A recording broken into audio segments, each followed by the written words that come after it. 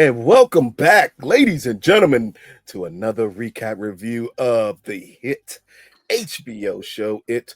Welcome to Derry. Brought to you by the Culture Collective, fueled by, empowered by Big Gold Belt Media. Today, my ass don't need to look at me like that. That is the catchphrase now. I have Okay. named it. That is the I, catchphrase moving forward. So yes, you you remember have. on Bel Air, somebody better say, fueled by, empowered by Big Gold. Disremember. But we're here to Fine. bring y'all episode 7 of It. Welcome to Derry with my talented co-hosts here. First, we have Mr. Mike, the Nigerian Nightmare Sewell. Did I say your last name right? I never say your last name right. No, so well. So well. So well. It's crazy. So well. So Yes, well. Mike, so well. Okay. spirit of excellence. Hey, That's what it means. there you Yes. go. There you go. That's why you're the Nigerian Nightmare. You get everything right. But Mhm. also, we have Miss Everything, Miss Big Gold Belt Media, Miss Culture Collective, Amaya, Desire. What is going on this evening? I'm tired, boss. As we're about to get into episode 7, or as Mike has labeled this episode, Lovecraft Country meets Derry. I mean, he ain't lying. Exactly. But we're Where going to jump is your right. fire? Wow. Wow. Wow. Yeah. But we're going to jump right into the episode here. As the episode starts off with a performance from Bob Gray. Now, this is them just showing us the original Pennywise, just to see his interaction with the kids, his interaction on stage, because now we get to see some of the mannerisms that the entity Pennywise has taken away from Bob. As part of him killing people, he does these things, including the interaction at the end of Bob's performance with the kids, even though it was a very powerful performance by Bob, including the death of his wife in his performance for children, which could be a bit traumatic for lots of Yes, kids. traumatizing. Exactly. But right after that performance, we get to see him in a sweet moment with Ingrid. It's when Ingrid first gets to put on the clown makeup to show her dad the clown that she wants to be, and him being proud of her, and him giving her her mom's name of a clown, just as I think symbolism to show just how much not only she means to him, but her mom meant to him. And at the same token, this is where Bob tells Ingrid, my next performance is going to be a performance like none other. And as Bob at night is getting prepared for his performance, he is approached by a little boy who, unless you're blind at this point, you clearly know is the entity. And Yeah. he's there to set up Bob. And this is the last appearance for Ingrid of her remembering her father. And before we get to moving forward, see the entity as Pennywise. So, Maya, what do you think about just giving us this backstory of Bob Gray, which the novels never do, the movies never did? This is really giving you the detail of who he was before the entity took over the persona of Pennywise. Well, I actually was waiting for it because I think that we've been getting, we've been getting backstories for a lot of characters. And obviously because Pennywise is super important, I was waiting to Mhm. see like what really happened because Pennywise for a second, well, the entity made it almost seem like Pennywise, the clown, the man, Bob was Yeah. like mean.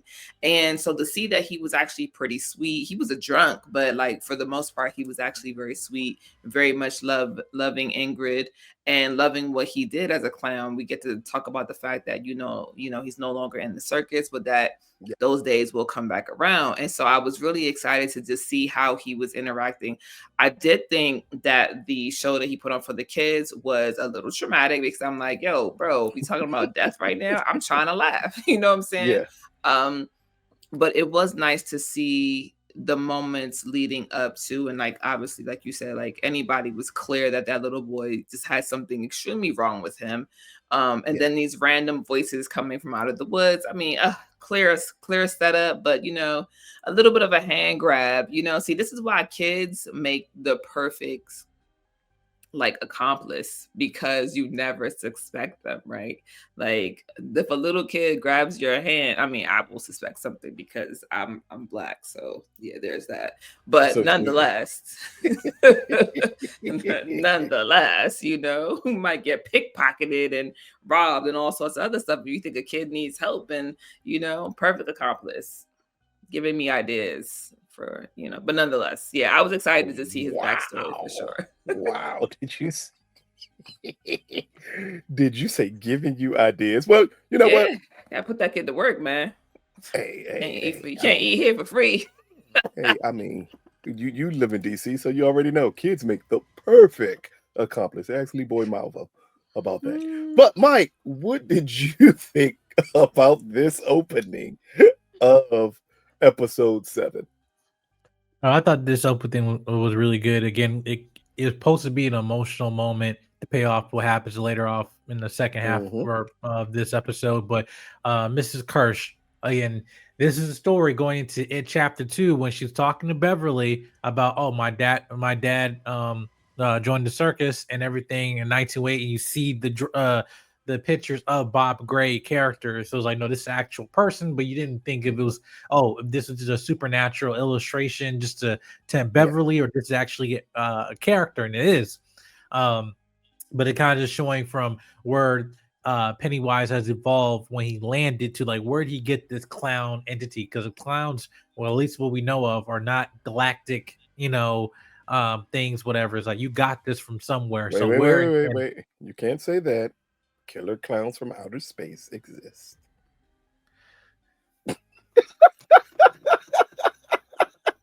But anyway, I'm just saying that the fact that he got it from this person, who also just to the person of Bob Gray, I think it's also to create a level of sympathy for him. The fact that he had a wife or whatever, that died, and because just seeing this character who you only see him as this evil, like demonic type character, and then you're seeing like, oh no, this is human form. Like, no, he's actually a father and down to earth guy, even though he's drinking and whatever, but that's just he's also grieving, so there's that relatable factor there. And he did love his daughter, so part of her taking a bow, and his daughter looked up to him, so it just, and then for him to go out the way he did was very interesting. I wanted to see the aftermath of that, but I think it was just rewatching it, like it was also like to imply that, oh, like he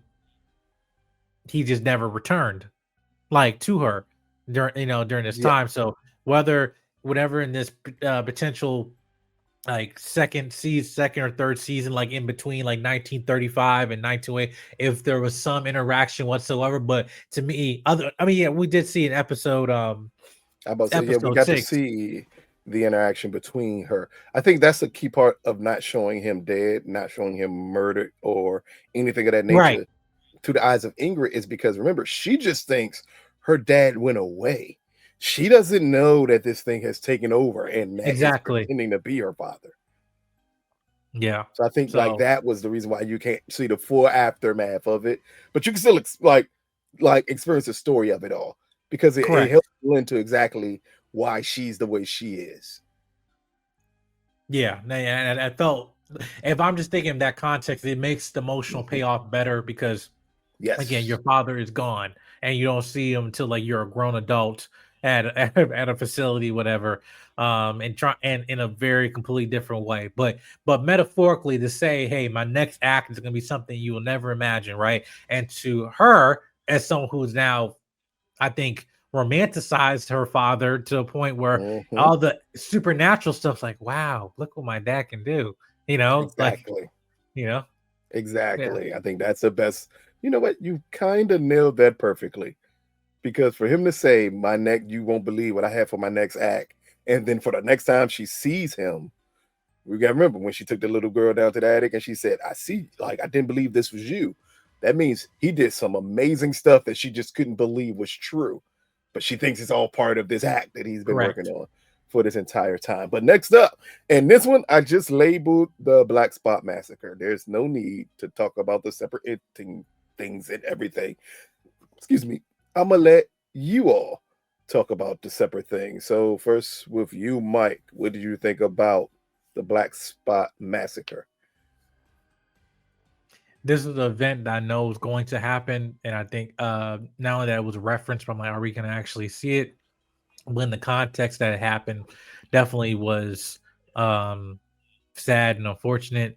But again, it also makes it more personal in terms of who was involved into burning the black spot and everything. And again, it's just historically, it's just something that whether you want to talk about supernatural or not, there's something that all of us can relate to in our history. Like even though burning of like Tulsa, Oklahoma, and everything, but if you just take something not massive, but just something quiet off the next to the city, it's not bothering nobody, but y'all, but it is bothering somebody because it exists. The Yes. existence is what bothers them, and even though they were harboring a fugitive to that extent, but and led by Bowers, in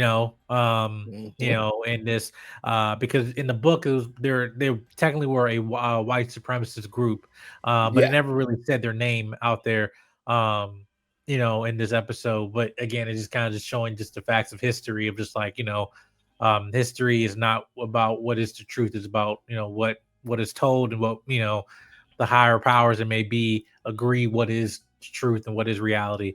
And again, but yet it suppresses the actual truth of our country. And so yeah, I think that it was just the aftermath of it, the fact of having the kids in there as well, just add another layer to it. But I don't want to jump the gun on that because no. We talking about the whole Black Spot Massacre here. I want to talk about all of it. Like I said, we're not separating it because this is the biggest event that happens in this episode, and it all happens in one time. So it's good just to talk about just the impact of everything in these scenes of this massacre that happened. I mean, you get pinpoint something that I do want to quickly point out before you continue is that in the book they did bring it up as a racist group that did this, and I think it was a great trick for the show to bring up a mob of people that did it. But you gotta wonder, for these mob of people, is race the real motivating factor of it? Or was Pennywise the motivating factor of it? So I think not making it a white supremacist group kind of makes this a little worse because you would expect that from them. But we got to keep in mind, we saw Stanley, who's Ingrid's husband, be extremely nice and courteous to Charlotte when she entered into his butcher shop. What made him turn into this psychopath that had no issue like following suit with everyone else of locking these people in, throwing Molotov cocktails in, and then shooting them as they're trying to escape? But go ahead. I think that it's clever. I will say that it is clever to not, right? Because you don't want to label them. You want their actions to speak for themselves. And so what I will say is that I think that Pennywise uses that deep-seated, right? Whether it's a fear, whether it's an ego or pride, whatever it is, he's using whatever is already there and he's amplifying it. And so when I saw this particular, first of all, I was like, I know that it has to happen, but part of me was like, oh, they got guns. Like, is this going to be, different? And obviously it wasn't, right? But one of the things that was hard for me is that my man Richie, like Mike mentioned, the kids are in here, right? And so we don't want to see them die. They know that they're in there. They don't even care. Exactly. There was so many different things that went through my head. I'm not gonna lie to you, and I'm gonna say this so I don't forget. I was pissed, okay, at Charlotte. I was mad at Charlotte, and I for a moment mad at Ronnie, right? And mad at what's her dad's name? Hank. Yeah, because I'm thinking you put in innocent people in jeopardy. Now, was this going to happen whether he was there or not? More than likely, right? Yes. But nonetheless, for me, it was that, and I'm pretty sure Charlotte considered it, but for me, it was like, man, you're putting other people at risk. You're putting people's kids at risk. And so I just had a moment where I was just like, damn. And Yeah, like I said, definitely mad at Hank because, bro, you should have stayed your ass behind. The kids should have been able to get out. Richie should have got out. But we know that the storyline has to continue. There has to be like that switch over. So like I get it, but just watching the whole entire thing, and then of course, Dick, like his whole interaction with, which I thought was pretty dope actually, his decision to welcome them in order to help find and or save the other kids, right? And so I thought that that was a very interesting take for his storyline, but not surprising though. I would say one of the more interesting things would be the blaming of Hank and Charlotte. That is very interesting to me because I know. here's the because to me the weirdest part of it all is that whoever snitched is the problem. Oh yeah, because technically being there, we feel like no, not feel. We know the snitches. What's her name? Like I knew that, right? Yes. I knew that before when everything happened. I'm like, oh yeah, like this is an issue. We know. Yeah, absolutely. I'm not saying that she's not to blame. What I'm saying is though, which is something I said when it all went down initially beforehand, Charlotte should not have taken the kids there because their safety was important, and having them in that space, that's all I'm saying. Like from that perspective, but I completely, absolutely 110%, agree with the both of you.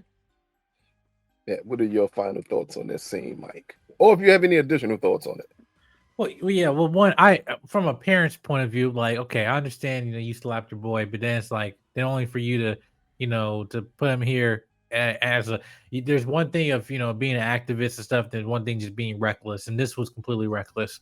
Point blank period, just termed as a husband, father point of view is like, I'm saying like, if I knew my child was there, I was like, no. Like even then in that setting. Let me ask a quick question here, because both of you have said this now. Are we forgetting that Will broke out to go here? She didn't take him there during this night. Not during this night, but she took them there to begin with. You wouldn't know where it was if your mama didn't take you. That's all I'm saying. Yeah, and he might have he might have figured it out on his own. However, that's like kind of put in the like. I can't be blamed that. Not here you go. I showed you what this place was as I took the girl to be with her father, which I have to do. No, didn't have to do that either because he should have listened. As a father, he should have said, "You need to keep my child safe," and keeping her safe would have been keeping her away from that place. That's just my opinion. Right? I agree. It's a sacrifice that he has to make. You're supposed to be in jail right now. She wouldn't have seen your ass no how, right? So this is just temporary. That would be, but then that still would be hard. Because Charlotte wouldn't know. Charlotte wouldn't know that though. That's not for Charlotte to guess. Again, she's coming from the civil rights movement in the South, where if a parent left, your kids left with you, because if your kids did not leave with you, your kids were next up. Like they weren't just gonna kill you; they were gonna kill your kid too, and kill your mom. Yeah, but like they was gonna kill everybody. Yeah, but I don't think that I think that would have brought them way more heat, right? And I don't think that would have been necessary because they looking for him, then they looking for him, right? But it didn't seem like it was going anywhere near the family per se. And I think she just would have been a better opportunity for her to keep the kids away from. We know the storyline had to go that way, right? But what I'm saying is that in theory, for the most part, if you are a parent and you are thinking of your child, it's Hank's job to say, do not bring her here. Not Charlotte's, let's be clear. It's Hank's job to say, keep my child away from here because I don't know what's going to happen. Just please keep her safe. That would have been suffice enough for me. What are your thoughts, Mike? Well, aside from whether what was wrong with the kids being there, I want to talk about the kids in general with Richie. Because that was a very powerful scene. And one thing with Andy Muschietti, which I hope if he is doing Batman Brave and the Bold, if he's still doing it, but is that him directing children, I feel he does a really good job of doing things in the minds of a children, but yet you get an adult response out of it in terms of watching it of like, okay, he's doing something very noble, but as a child, he's still in a child mindset of like, yeah, you're scared, you're terrified, but like, I'm just gonna put you in a box. We're gonna do what we can do, to save you. But then also, I'm gonna save you because we protect, fair maidens and stuff. And actually, that character who, I'm not gonna lie, I wasn't really like drawn to him because once they, after the first and second episode, when we found out the kids who were following actually were just cannon fodder, and then we got new sets of kids. And I was like, okay, here's another archetype type character. But no, he actually definitely was a good standout, had his moment. But also I forgot the girl with the eye. What's her name? March. Like, yeah, that was very sad too. But I think it's also giving her a sense of anchor to. I mean, even though she's already technically, changed, in terms of her personality and her, allegiance to, to her friends and now to the Proto's loser club, is that the fact that someone sacrificed their life for you is just like, no, okay, now, that what that does to you emotionally and stuff. So, and definitely traumatic, that will stay for you for rest of your life. So what did that do? We don't know. But I thought it was beautifully acted by the actress that played March, because like just crying in the box, and then just the way the camera was positioned and stuff, and then everything. I thought it was raw emotion, and none of the kids were no reaction or nor their like performance to me felt unrealistic. It just again, now I could go up and like, man, that box will burn too when you in it, but I wasn't insulated. I don't but unless it was a refrigerator, I think. I don't know. I thought she was in the fridge. Like some sort of fridge. It even looked like a fridge or a military trunk. And if it's a military trunk, you know what it's not going to do? Burn on the inside. Yeah, I think it was a military trunk. I don't think it was a fridge. But anyway, those things were built to sustain a lot. And plus, it wasn't. Richie didn't die because he got burned up. He died from smoke inhalation. Smoke inhalation. Yeah. Yeah. So he didn't die because he was burnt up, because it wasn't hot enough to burn. Like, he wasn't near fire to burn him up. But the smoke getting into him is what killed him before anything else was. So I thought that was the interesting part. And that neither one of you talked about like what happened within the fire. I know Maya kind of hinted towards it. Yes. For Dick finally letting the dead see him. I said that. I said you brought that up. But then you didn't bring up the moment after he let the dead in is him seeing Pennywise. And then him being able to put two and two together, like, oh, this ain't like a normal occurrence. This is you that did this to everybody here. So I'm just going to ask you too quickly, just what do you think about Pennywise showing up here, eating the woman that he eats very quickly, but also, again, he used it to strike the biggest moment of fear here.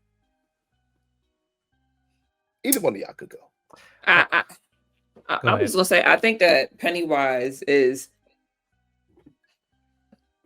such a very great, first of all, shout out to whoever's playing him, right? Because the level of like the manipulation that it seems like it comes with every scene that he's in is it's like he's festering to bring you something different, to make you uncomfortable and uneasy.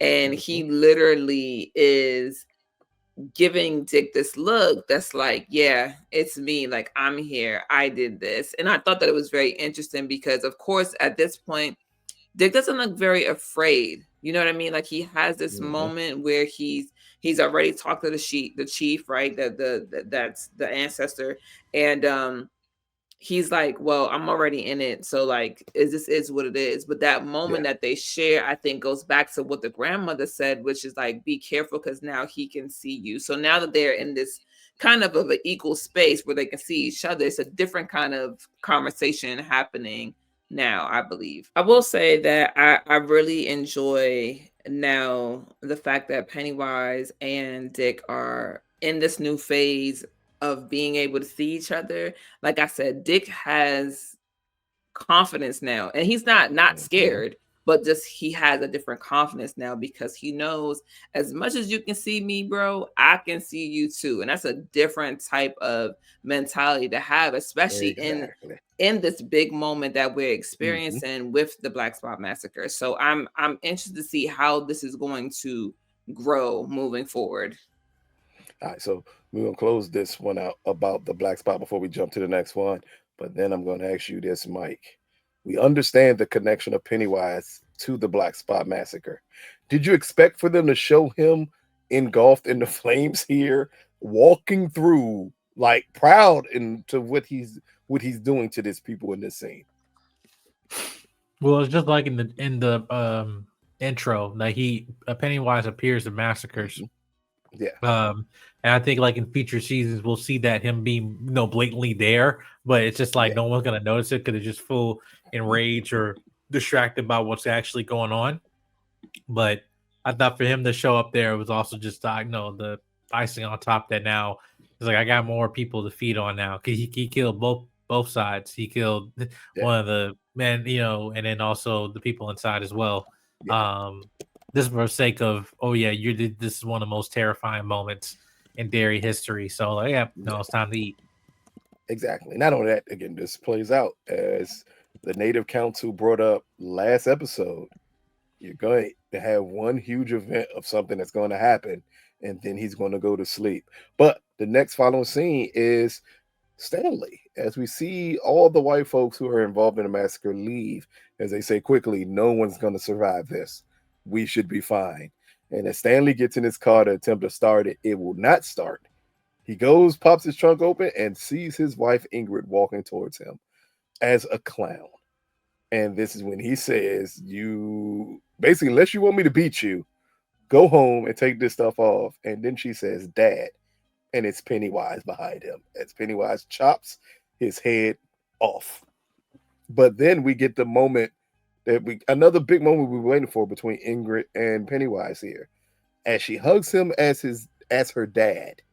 And then he tells her, this is the last time you see me because I'm about to go to sleep and you won't see me for a while. And her say, don't abandon me again.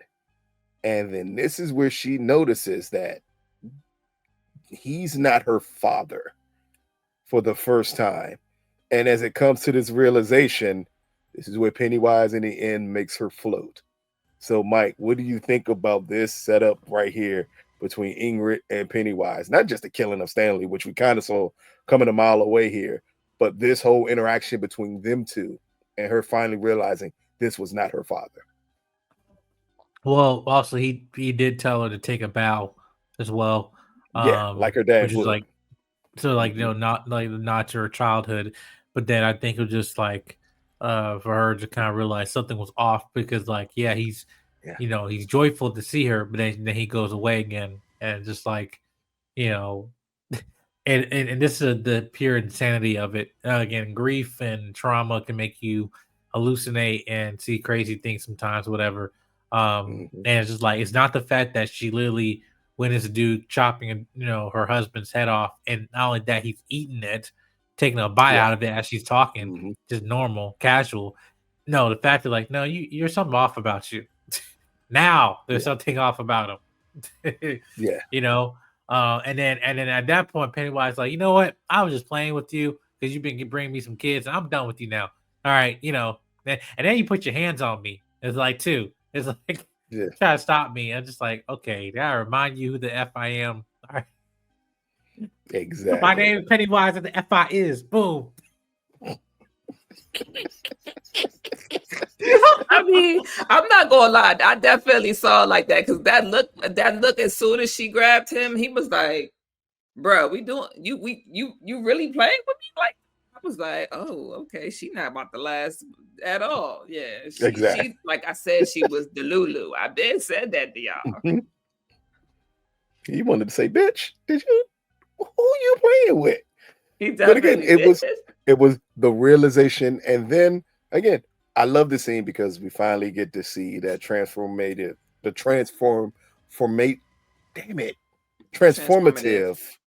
way of him making people float and the way the eyes roll back in your head immediately because you know exactly that's exactly what he's doing to her. But what I have questions here about, everyone else he tends to make float, he tends to save them to kill them. As we find out later on, that's not the case with her at all. He just did it to like paralyze her. Like, did you find it interesting that he didn't kill her? Well, no. Okay. We know who the character is, so we know that this character also ends up. But then this puts some credence to wondering, why did she survive? Like, we know she survives, but why did she survive? Well, even with in chapter 1, like, I think it's the fact of like she wasn't even fearful of him either, you know. Which she wasn't. Even in chapter 1, Beverly just saying, "I'm not afraid of you," and he trying to eat her. It's like, I can't, you're not scared of me. So what I can do is just paralyze you with the deadlights and and go from there. But that's basically what happened. But again, knowing who this character is, knowing that yes, we'll see her down the line eventually. Yeah. But whether there's something that Pennywise himself intentionally planned, I think this is just a thing that he'd been known to be doing before. Not like, okay, if I can't kill you, I'm just gonna paralyze you with the deadlights and stuff. So, but knowing that there are lingering effects to it though, that that she suffers. We clearly see it in the future. Exactly. Well, yeah, I mean, even then, when she got rolled out, it's like she was just paralyzed, but she's still aware, of stuff going on. So just is the paralyzation from the floating, or is the paralyzation from the fact that she just realized that her dad's dead? Right. Because he literally told her, "I ate your dad." That's why I remember everything about it.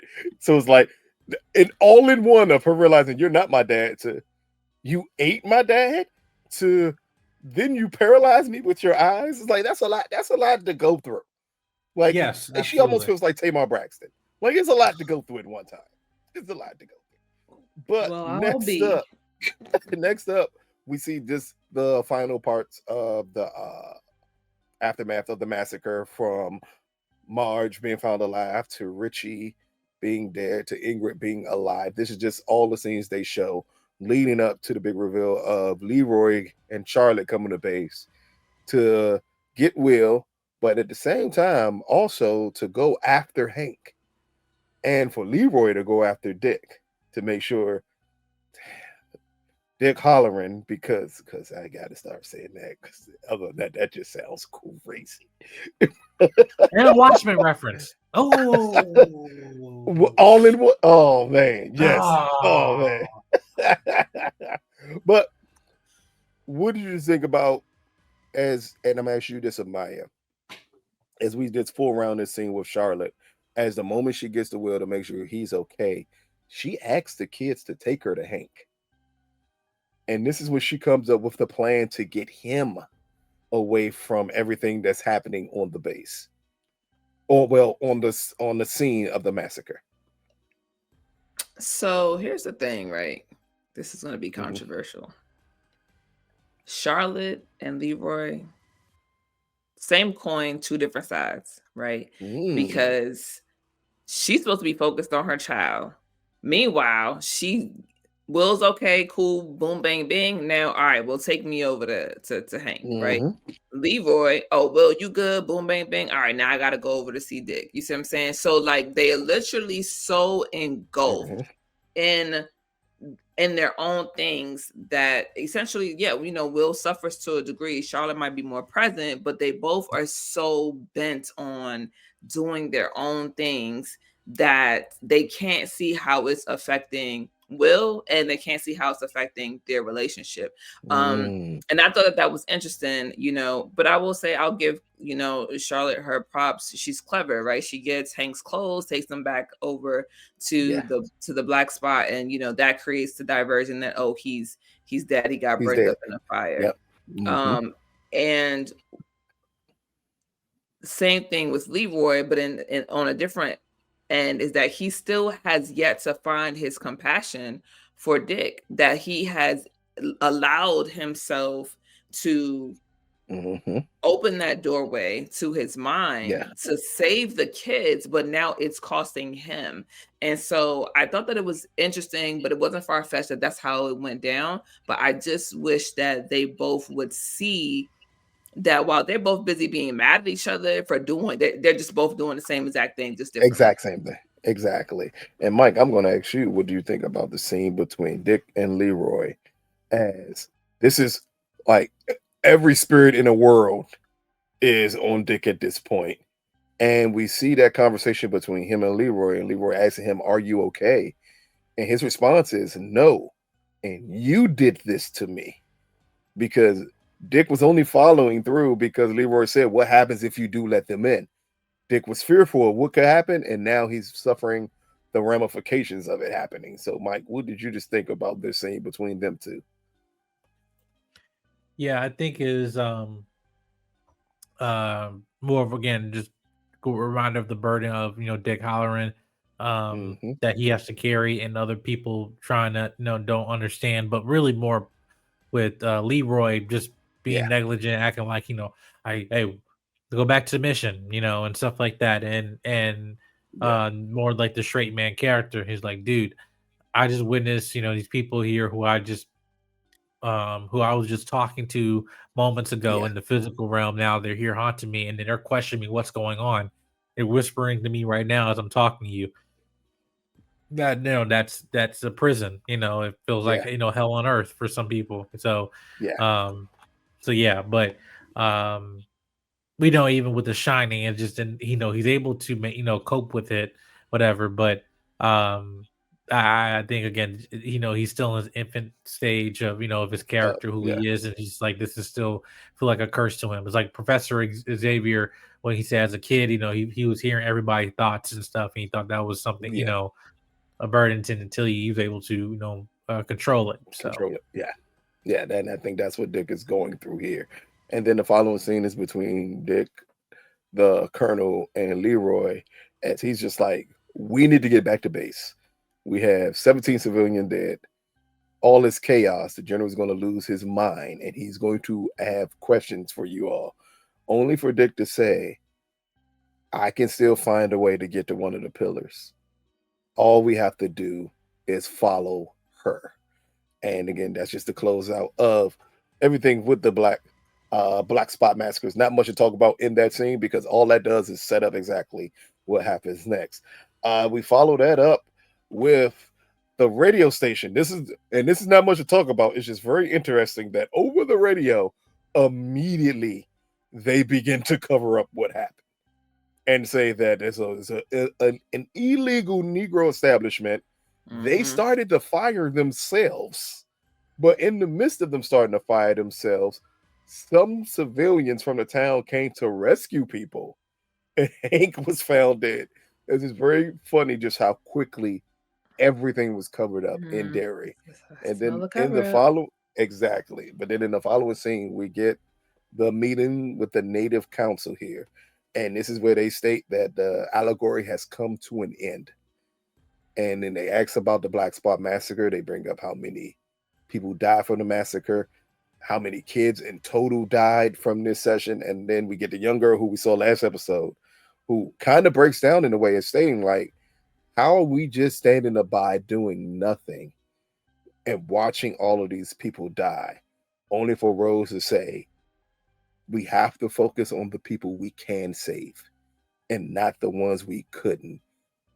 As long as we keep this thing contained, we can save people. So I'm gonna start with you first. And Maya, what do you just think about this Native meeting here?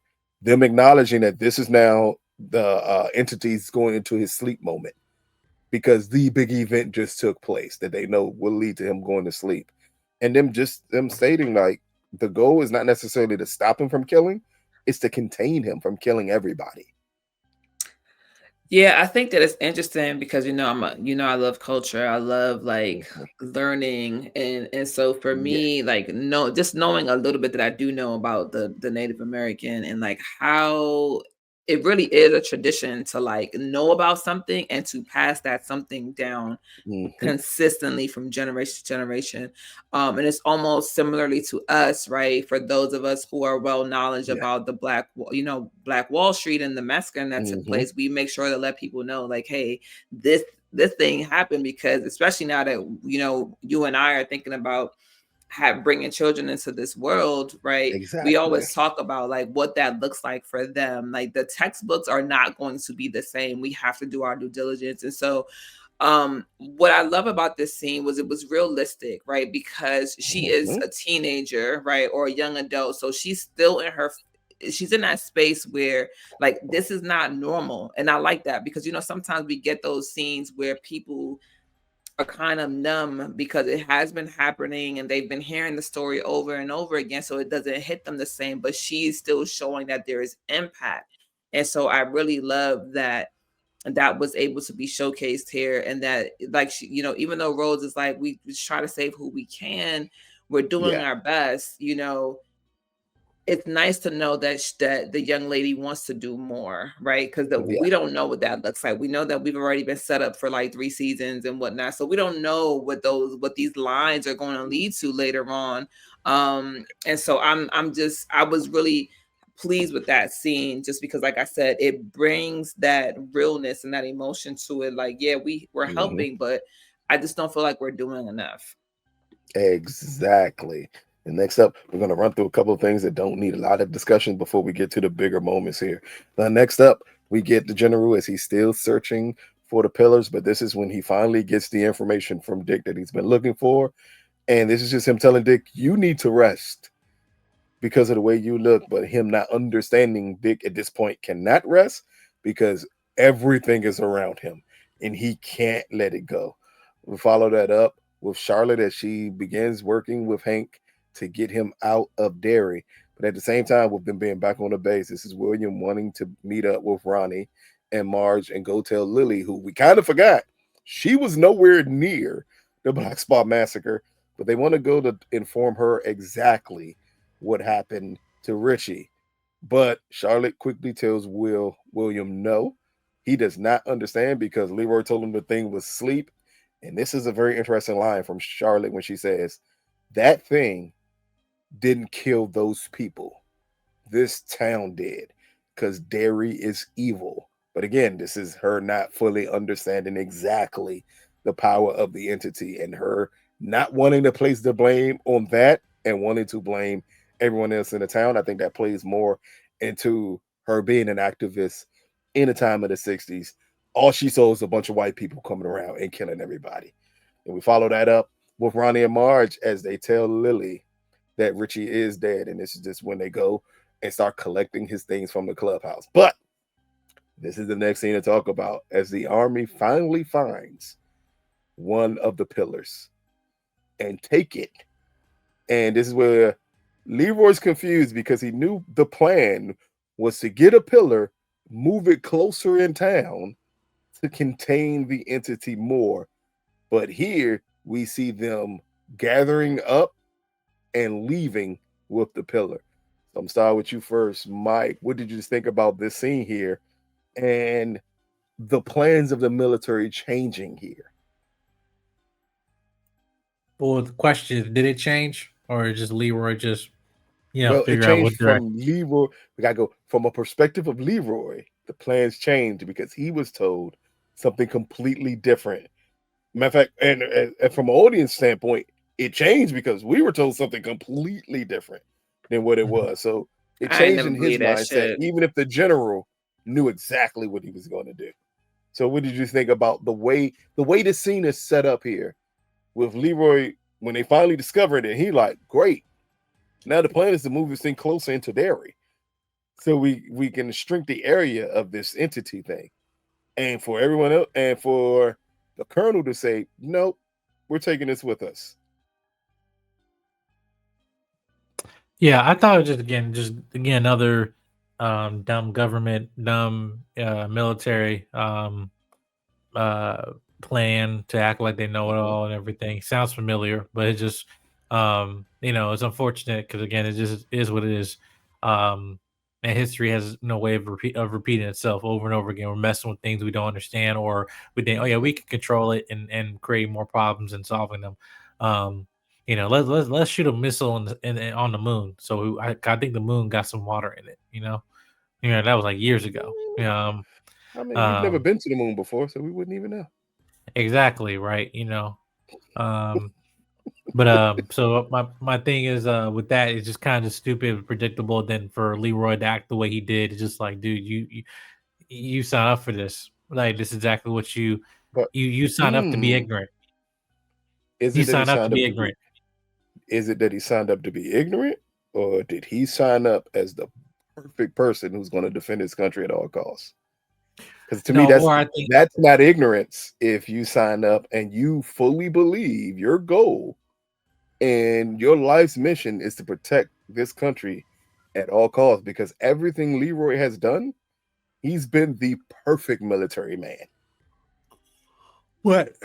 Even the concept of the general talking about, look what happened last night, fear happening, in Derry. And guess what? Today, nothing. It's like, no, this world needs more of it and stuff. So you are just letting go.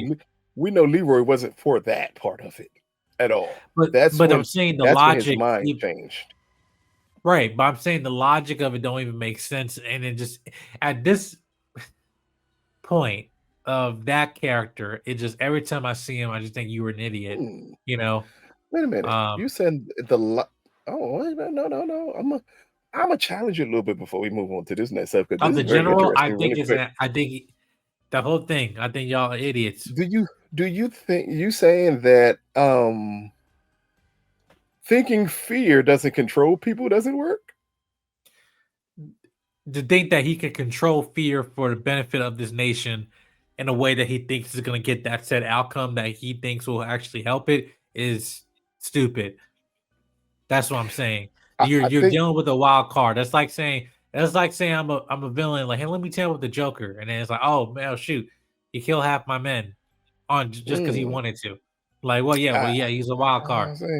Could it be kind of like saying, hey, let's have an incident happen somewhere? It's going to be very as vague as humanly possible on our channel here. Let's just say we have an event happen that can possibly cause thousands of people to lose their lives. And after those thousands of people lose their lives, we kind of created enough fear where then we can get whatever we want to, and the people are going to go along with it. And they'll never question anything that we do. They'll even allow us to pass laws that strip away their rights because of their fear. So to me, playing off of people's fear is literally the way the world works. I think every country does it.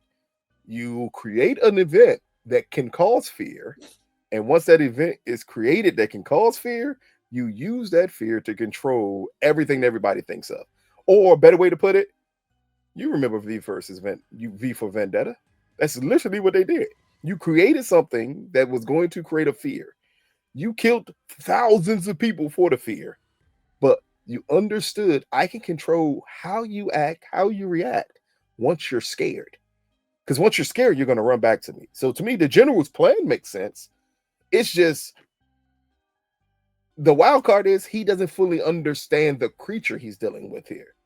But that to me is a measured consequence, because I just don't understand what it can do, but I do understand what it can lead to for an element of peace. And then as it pertains to Leroy, again, he is kind of the prototypical black man who was in the military in the 60s. Like, we've seen him, he is all for country, and he almost died for the country. Like, he's all for country. That's his main goal, is how can I protect this country? But the moment he saw the big reveal of the big plan, that's when he had an issue with everything that was happening. But before then, he's all for everything that happens here. So I think that's an interesting discussion that's going to be had by a lot of people when this show takes place, is understanding the general possibly, and not like throwing it as a crazy idea that fear controls people. Because once you think about it, that's kind of the only thing that controls people is their fear. Yeah. But next up, we have Charlotte, and this is when Charlotte goes to Rose for help to get Hank out of Derry. And at the same time, we get Tanu showing up, and I finally said his name right. Tanu showing up to tell Rose we have a problem because Tanu witnessed the army taking the pillars. So what did you just think about when Amaya, when Charlotte told Hank, I have someone that can help us, and that person ended up being Rose? I wasn't surprised. I was thinking about how many people would actually help Charlotte in the city, right? And I wasn't surprised. I think what I loved about that scene was that Rose was perfectly calm, perfectly okay when Hank came in. Um, but I love Daniel his interruption and Yeah. seeing Hank, knowing that Hank is supposed to be dead, knowing that Hank is wanted, and being like, "Hey, we got a problem. Like, I don't know what's Exactly. happening over here, but this ain't shit or what we got going on over here." So Exactly. I really did like that scene for sure. Exactly. And then the following scene, back on the base, this is where we see what they're doing with the pillar as they are attempting to incinerate the pillar. Leroy pulls guns on everybody because again, this is the army man. This is the man who's like, you're not putting my country at risk by doing this. He does not stop until the general, who he did not see before, calls from, up in the booth and tells him, everybody put your weapons down, come and see me. And this is where he reveals the real plan to Leroy, which is to allow this thing to run rampant because fear can control people. Like, as he said, look at what happened here. We had the most horrific thing possible happen in this town, and the next day we have nothing but peace. I swear that sounds familiar. It happened in a city that, again, because we are on our outlet, we will not say, but a certain big metropolitan city had a horrible event happen, and boy, they didn't have peace for like the next 3 years of nothing happening after that. But after he tells Leroy the plan, Leroy still's not with this plan, and he pulls a gun on the general up until the colonel comes behind him and tells him to put his weapon down. And the general tries to make it sound like Leroy is about to be a hero. But then right after it, and he tells Leroy to go back to his barracks, and then he tells the colonel, make sure he does not leave the base. Maya, I'm ask you here. What did you just think about this whole thing between the General Leroy? Because me and Mike already talked about it, and this big reveal that the whole goal of this was never for Russia. The goal was to use it on this country because building that fear can control the population. Yeah, man. I be wanting to like some of their asses, but snake gonna be a snake, you know what I mean? And so even when the plan quote unquote changed, I just didn't feel like that was gonna be the plan Yeah. anyway. Yep. And so I was really interested to see how it was gonna play out. Like, were they gonna kill him? Because we know that he's still a major part of the storyline. Yeah. And so seeing him take the risk, because again, we know Leroy as like you said, he's the military man, he's the American man, he's trying to level up and all these other things. But for finally, it's like the wool has been removed from his eyes, and he's like, Yep. this is not what I signed up for, and then it's time for me to take a stand. And so I was happy that was the case, but I was definitely not surprised when the other guy came behind and had the gun to his head. I mean, that guy just looks Exactly. like he was waiting for a reason. You know what I'm saying? Like, just give me the any cue, and reason. it's a go. Exactly. So, but again, super proud and happy that this is the moment where Leroy decides to really stand up for himself and for his family, because now he's experiencing these things, and his family is in danger. So Exactly. He's terrified at this moment. What it means the moment this pillar gets incinerated, and right after incineration, we see Pennywise in the sewer immediately rise back up as now his containment shield is broken. And then in the final scene, we get William at home. After he was left there by Charlotte as her and Hank went to Rose's place, and he gets a call from Ronnie. And Ronnie saying, I just can't believe Richie's gone. And that I bet his lungs popped like popcorn. And Mm-hmm. here we realize that it's Pennywise calling William on the phone as William begins to yell, I am not afraid of you. I'm not scared of you. Only to turn around and Pennywise to be in the house with him. And Yeah. then Pennywise makes him float. Mike, what did you think about the way they chose to close off this episode with Pennywise attacking Will the moment the pillar is destroyed? I think, well, he felt like now, like he feels more unhinged.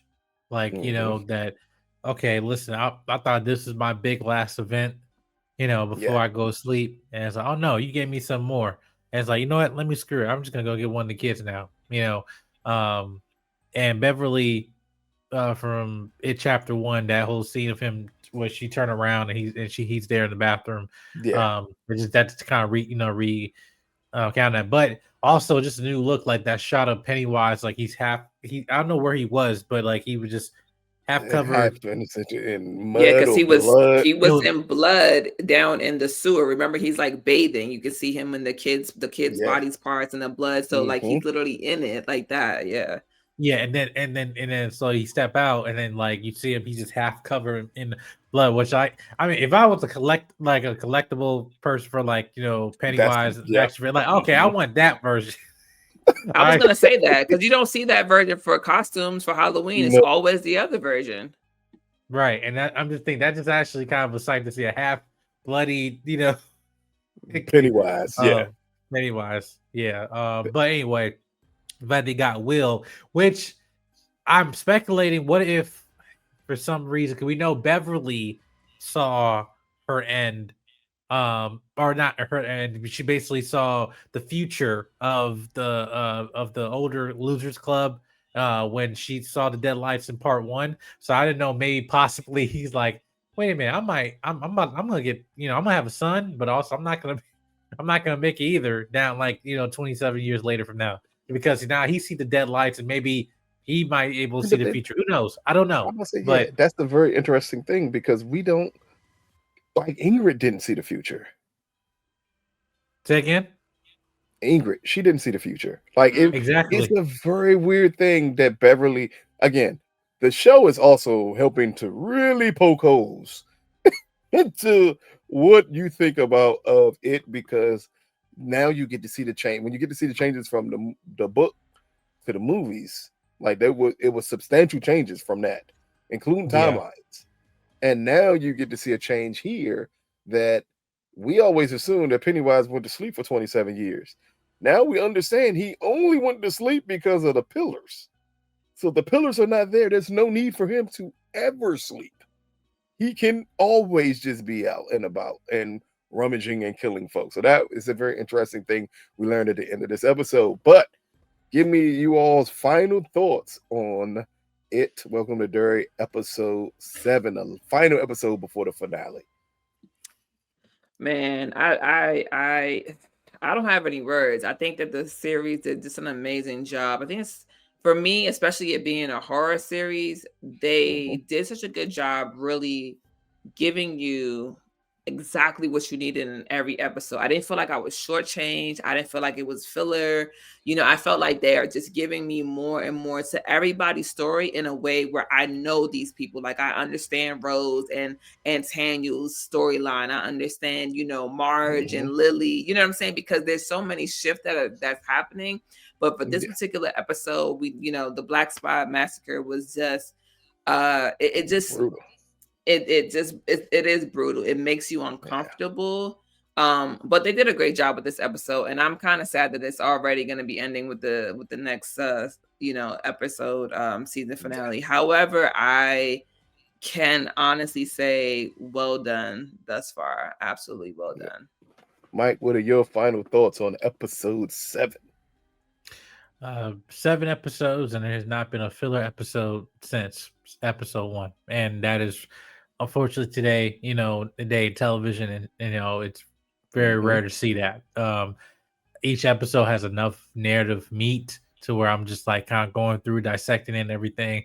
And then yet at the same time, you give me a chance to breathe because you release this week by week to a point like hey, I feel satisfied each episode, and I question, was this better than the last one previously, whatever. But either way, narratively, I feel that we are going on a, you know, a huge, consistent momentum, going to the finale, to a point that whatever happens in episode 8, it definitely will pay off, I think, narratively, because they have established that strategically, and in terms of how they emotionally kind of put us audience into being prepared for this finale, only to leave off with that cliffhanger, like, wait, what? Okay, I gotta tune in for the finale. So yeah, I think for episode 7 we finally get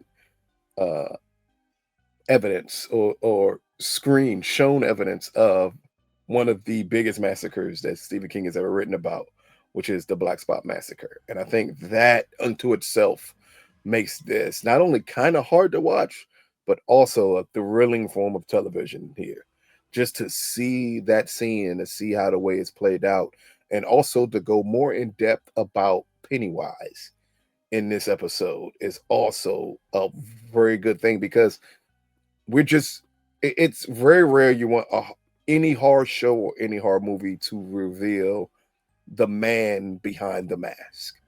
You never want to know more about the killer, because at that point it takes away the scariness of the killer. But here with Pennywise, and us fully understanding that this was a human man that this entity ate to create this killer clown, and us to get to see it played out on screen was amazing. Like, this is quite possibly one of the most brutal episodes on television in the last couple of years to watch. That the Black Spot Massacre is right up there with the Watchmen and the beginning of the Tulsa massacre that they show. It is extremely hard for a lot of people to watch the race play out the way it does here. Is better than Lovecraft Country episode 6, Anything 7? is better than any form of Lovecraft Country, Mike. That show is horrible. But like, comment, subscribe. Again, this is episode 7. Welcome to Derry. Audience, let us know what you think about the Black Spot Massacre and the way it is shown here on screen. Let us know what you think about Ingrid and the big reveal that Pennywise, or the Pennywise that she saw, is not her father, but an entity that ate her father. And finally, let us know what you think about Leroy and Charlotte here. Between, as Amaya pointed out, both of them being 2 coins of the same half, but both of them also having big truths revealed to them this episode. You can catch us right after the episode airs here, and just let us know what you think about it. This has been another recap review brought to you from the Culture Collective, fueled by, empowered by Big Go Bell Media. Peace, people.